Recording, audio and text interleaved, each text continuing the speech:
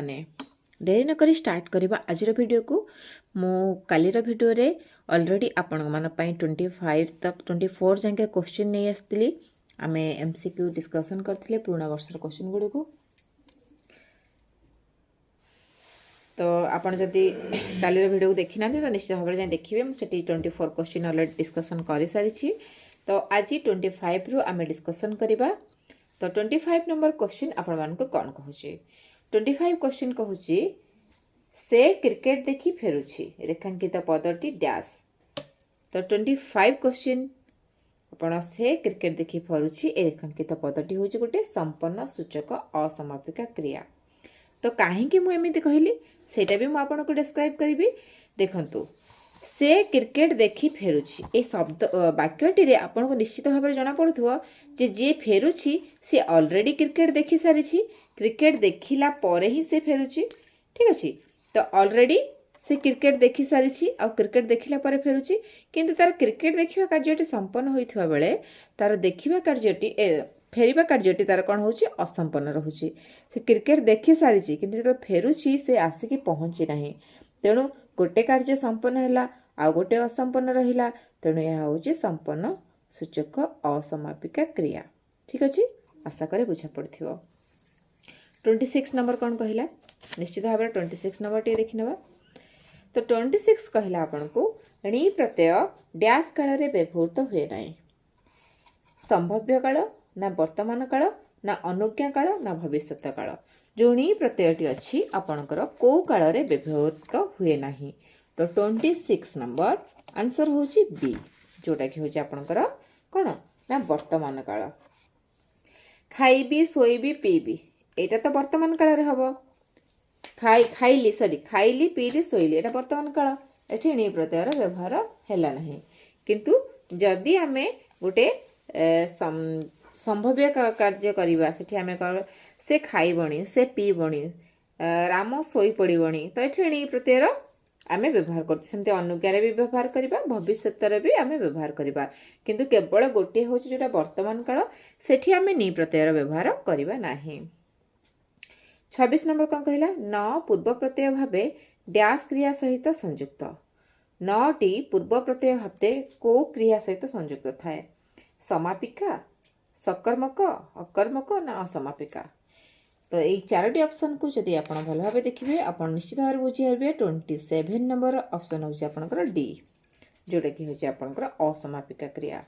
असमापिका क्रिया रे आपंकर न प्रत्यय नटा को प्रत्यय भाव में जोग करा जाई न थाए, कहीं कार्यटी से तो समाप्त होनी कार्यटी बाकी रोचे आमे न लगे आमे ताको बनै थाओ। ठीक अच्छे, नेक्स्ट 28 देखिए। 28 कहला जो कार्य रे कर्म न थाए ताकू डैश क्रिया कहा जाए। गोटे जति कार्य अच्छी तार कर्म नाही सेपरि कार्य को केउ क्रिया कहा जिवो, सकर्मक ना कर्महीन ना निष्कर्मक ना अकर्मक। तो 28 नंबर ऑप्शन होची सी राइट आंसर, जोटा कि अकर्मक। कहीं से तो कहूँ एठी कर्म न थाए माने से निश्चित भाव में अकर्मक हबो, तो ऑप्शन सी आपनकर होची राइट आंसर। नेक्स्ट क्वेश्चन देखिबा 29 नंबर। 29 नंबर रे कहूची खाऊ नथिबी क्रियापद रे न एक डैश। खाऊ नथिबी एठी न गोटे कोन ना अस्त्यर्थक प्रत्यय, नास्त्यर्थक प्रत्यय, अस्त्यर्थक प्रत्यय ना नास्त्यर्थक क्रिया। अस्त्य और नास्त्य दुईटा देछि, गोटे प्रत्यय गोटे क्रिया देछि। तो अस्त्य ए नास्त्यर क्रिया हबो ना अस्त्य नास्त्यर प्रत्यय हबो, तो आपन को राइट आंसर टी बाछिबा को पड़िबो। राइट आंसर होछि ऑप्शन बी, जोटा कि होछि आपन को नास्त्यर्थक क्रिया। तो खाऊ न थिबो न जेतेबेले लागुछि हमर नेगेटिव सेंटेंस बनुछि, ठीक अछि। हमर नकारात्मक शब्द टी सेंटेंस टी बनुछि वाक्य टी बनुछि, जेतेबेले नेगेटिव सेंटेंस बनुछि तो निश्चित भाव में एटा नास्त्यर्थक प्रत्यय हबो। ठीक अछि, खाऊ न थिबी ए क्रियापद रे कोन एटा गोटे प्रत्यय होछि ना न होछि नास्त्यर्थक प्रत्यय। ठीक अछि, नेक्स्ट क्वेश्चन देखिबा 29 पर 30। तो 30 नंबर कहूँ नाम धातु क्रिया डैश ठारू विशेषण गठित होता है। नामधातु क्रियार काहाठारु विशेष्य और विशेषण ठारु होइथाय ना अवय और वचन ठारु होइथाय ना लिंग और वचन ठारु होइथाय ना विशेष्य अवय ठारु होइथाय। तो 30 नंबर आपणकर राइट नंबर होची ऑप्शन ए, जोटा कि आपणकर कोन होची ना विशेष्य और विशेषण। नामधातु क्रिया विशेष्य और विशेषण रु विशेषण गठित होइथाय। ठीक अछि, विशेष्य और विशेषण दुईटार विशेषण गठित होइथाय। चलंतु देखिबा 31 नंबर। था दुईटी काल निमंते प्रयोग करा जाय पारे। अतीत वर्तमान, अतीत भविष्यत ना वर्तमान भविष्यत ना केउटी नुहे। जदि आमे ऑप्शन 4टी को देखिबा तो 31 नंबर आपणकर राइट ऑप्शन हबो बी, ऑप्शन बी, जोटा कि आपणकर होउची अतीत और भविष्यत। था दुईटी काल निमंते प्रयोग होता है, केबे केबे अतीत सहित प्रयोग होता है, केतबेले भविष्यत काल रे प्रयोग होता है। ठीक अछि। Next question 32। गंगा नदीर पानी पवित्र अटे एही वाक्यरू क्रियापद निर्णय कर। गंगा नदीर पानी पवित्र अटे। जेतेबेले आमे कोनोसी कार्य करूचे सेतेबेले हमको क्रियापद खोजिबा पई बहुत सहज होता है, किंतु एपरि भलिया वाक्य रे आमे टिके कंफ्यूज हो जाऊ क्रियापद कोउटा हेई पारे। तो गंगा नदीर पानी पवित्र अटे एही वाक्य रे क्रियापद आपणकर कोउटा ना साधारण अतीत क्रिया, ना साधारण वर्तमान क्रिया, ना साधारण भविष्यत, ना संपन्न वर्तमान। जदि आपण 4टी उत्तर देखिए ताले 32 नंबर पई आपणकर सठिक उत्तर रहइबो ऑप्शन बी, जोटा कि साधारण वर्तमान। गंगा नदीर पानी पवित्र अटे माने एबे पवित्र अछि, के जानला केते वर्ष परे जदि बारंबार ता सहित माने खराब जिंस पकौ जंदी अलिया आवर्जना पकई हमर ताकू विशुद्धरू अशुद्ध मध्य करि पारंती। तेणु ए जो वाक्यटी ए जो क्रियापदटी ए गोटे प्रकार साधारण वर्तमान क्रिया। बुझी पाइले। नेक्स्ट देखिबा 33 नंबर। 33 नंबर कहूची पवन बहे ए वाक्य रे क्रियापदर काल निर्णय कर। पवन बहे, बहे गोटे क्रियापद, तो ये क्रियापदर काल हमको निर्णय करिया पड़िबो। साधारण अतीत काल, ना साधारण वर्तमान काल, ना साधारण भविष्यत काल, ना संपन्न वर्तमान काल, को प्रकार काल। तो जदि आमे 33 नंबर देखिबा हमको दिए जाइथिबा 4टी ऑप्शन रु 33 रो ठीक ऑप्शन होची आपनकर बी, ऑप्शन बी, जोटा कि आपनकर कोन कहूची साधारण सॉरी कोन पवन बहे साधारण वर्तमान काल। पवन एबे बहुची तो सेटा सेणु करी जेमती गंगा नदीर जल आपनकर साधारण वर्तमान हेतिला, एहा मध्ये आपनकर साधारण वर्तमान काल। 34 नंबर देखिबा अटकिबा क्रियापद डैश ठारु गठित। अटकिबा क्रियापद डैश रु गठित, तो कोठु गठित ना अटक विशेष्य रु, ना अटक विशेषण रु, ना अटकाइबा क्रियापद रु, ना कोठु निए। अटकिबा यह गोटे क्रियापद, एटा तो आपण मानकु जणा थिबो, किंतु या गठित केमिति हैला जदि आमे देखिबा 34 नंबर रो सठिक उत्तर होची ऑप्शन बी आपनकर अटक विशेषण पद रु गठित होईची। अटक अटकिबा, अटकरू अटक गोटे विशेषण पद थिला, विशेषण रु ए क्रियापदटी तयारी हैला अटकरू अटकिबा। खाइबारु खाइलारु खाइबा एमती जदि आमे बनौछे तो अटक होची तार कोन गोटे विशेषण पद। ठीक अछि। 35 नंबर कोन कहला देखंतु। 35 नंबर कहूची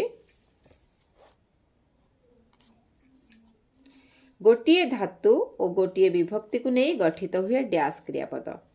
गोटे धातु आ गोटे विभक्ति जदि आपन को दिया जिवो ताधुरु कौ क्रियापद गठित हबो। तो 35 नंबर आपनकर सठिक उत्तर होची ऑप्शन सी, एकक क्रिया।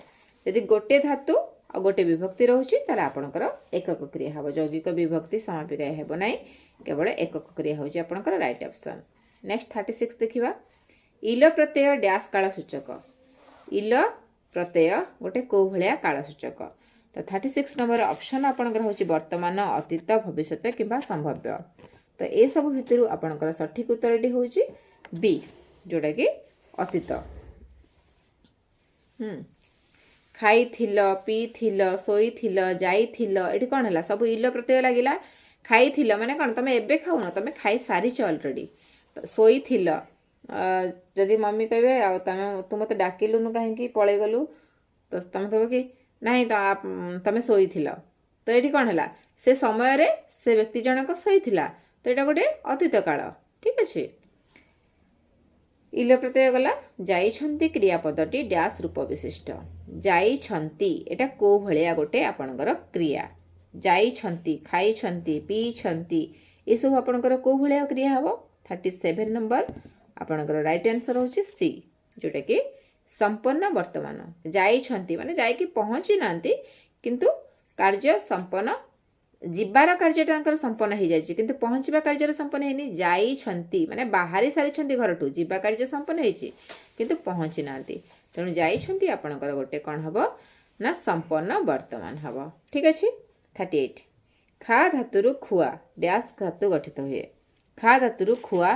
डैश धातु गठित हुए नाम एकक यौगिक ना प्रेरणार्थक ये सब आंसर पेपर 38 रा आपनकर होची ऑप्शन डी जोटा कि प्रेरणार्थक ठीक अछि खा खुआ एक गोटे प्रेरणार्थक ठीक अछि जणे निजे खाइबा आ जण को खुआइबा भितर फरक आछी कि नै नेक्स्ट देखिबा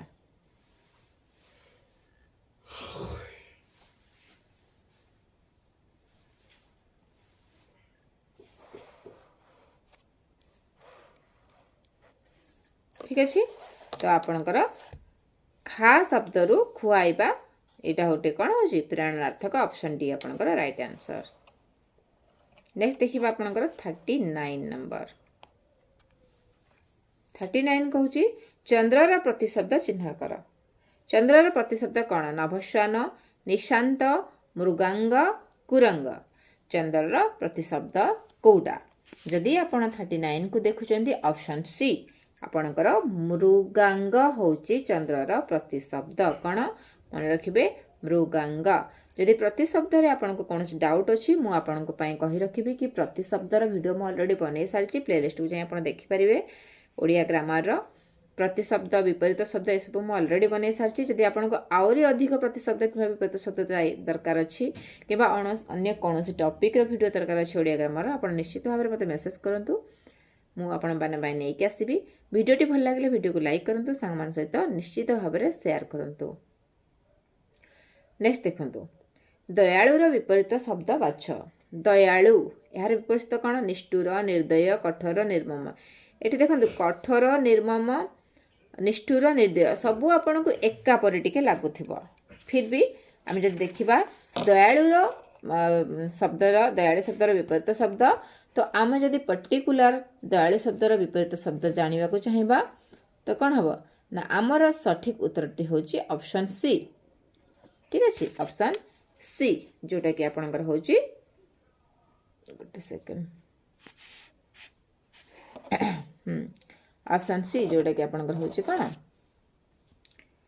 निर्दय दयालु निर्दय निष्ठुर कठोर रहबो कठोर प्रतिशब्द विपरीत शब्द निष्ठुर कठोर एका शब्द जोटा कि दयालु सहित आपन को निष्ठुर कठोर निर्मम सब एका पर लागुथले मध्ये निर्दयी होची तार पर्टिकुलर ठीक विपरीत शब्दटीए शुद्ध रूप चिन्हट कर एठी देखंतु दीर्घ ऊनविंश ऊनविंश ऊनविंश ऊनविंश यदि स्पेलिंग को ठीक देखिबा तो हर्ष हर्ष तो रहिबनी ए दुटा कटि गला दीर्घ रहिबो किंतु दीर्घ न एठी विंश विंश एठी तालव्यस एठी मूर्धनस तो विंश 10 आधा सब तालव्यस लागे मूर्धनस हबनी तेणु ऑप्शन ए आपनकर राइट हबो ठीक अछि तो आपनकर 41 रो राइट आंसर टी गोटे सेकंड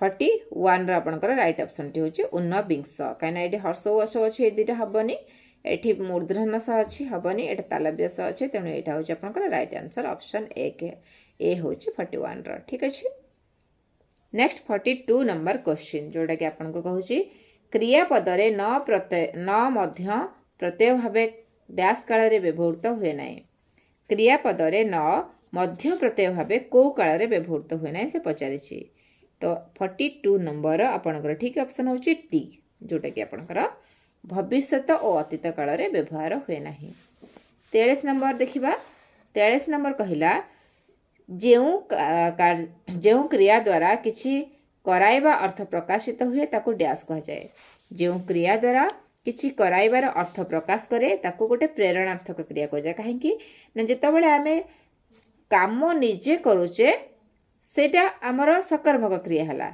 जदि आम कार्य न करी अन्य द्वारा कराऊ जमती कि शिक्षक पिला द्वारा बगीचा सफा कराइले यह गोटे प्रेरणार्थक क्रिया है। कहीं ना शिक्षक काम निजे कलनी किंतु बगीचा को सफा करदेले पिला द्वारा। तो ये कौन है क्रियापदटा कराइबा अर्थ प्रकाश कला शिक्षक कले नहीं कराइले तेणु कौन हम उत्तर होची आपनकर सी प्रेरणार्थक क्रिया। 44 नंबर देखिबा 44 नंबर कहिला उ जोग करी द्वित करिवा द्वारा डैश रो सृष्टि होई थाए। उ जोग करी द्वित करिवा द्वारा कहार सृष्टि होई थाए। तो आपण 44 रो आंसर होची आपनकर बी जोटा कि असमापिका क्रिया रो सृष्टि होई थाए। ठीक अछि जाऊ जाऊ खाऊ खाऊ पिउ पिउ सोऊ सोऊ एटी कोन हला ना जाइला ना खाइला ना पीला कौन से कार्य गोटे समापिता हेलानी हेटे उ जोग हैला जाऊ जाऊ पड़ीगला खाऊ खाऊ सोई पड़िला पढ़ु पढ़ु सोई पड़िला। तो ये कौन है उ जिते जोग है आप जानिले एटा गोटे समापिका क्रिया न हो गोटे असमापिका क्रिया हो गला। ठीक अच्छे ऑप्शन बी एटा लास्ट क्वेश्चन आपण मन पई ऑप्शन देखि नियंतु 45 नंबर समापिका क्रिया सहित डैश पर प्रत्यय संयुक्त हुए। समापिका पर क्रिया सहित आपनकर केउ पर प्रत्यय संयुक्त हुए। तो 45 नंबर ऑप्शन ए नाही समापिका क्रिया सहित नाही पर प्रत्यय संयुक्त हुए। खाई नाही पी नाही सोई नाही जाऊ नाही पढ़ू नाही एमती आपनकर कौन समापिका क्रिया सहित नाही प्रत्यय पर प्रत्ययटी समापिका क्रियाटी पर नाही प्रत्यय जोग होता है तेणु नाही पर प्रत्यय आपनकर राइट आंसर ऑप्शन ए। यही पर्यंत थिला आपण मन पई आजिर भिडियोटी काली पुणी नहीं आसबी 46 रु मु आरंभ करी 100 जाके क्वेश्चन आम डिस्कसन करवा। तो कालीर भिडियो पर्यंत निश्चित भाव अपेक्षा करेंगे। Thank you so much video को आरंभ शेष पर्यंत देखिए आपण मान सांग सहित शेयर करनी वीडियो को यदि प्रथम थर चैनल को आसछन्ती चैनल को सब्सक्राइब करनी वीडियो यदि भल लगी आपंकर मतामत दिंतु कमेंट बॉक्स रे आउ आपण वीडियो को लाइक करंतु। Thank you so much happy learning.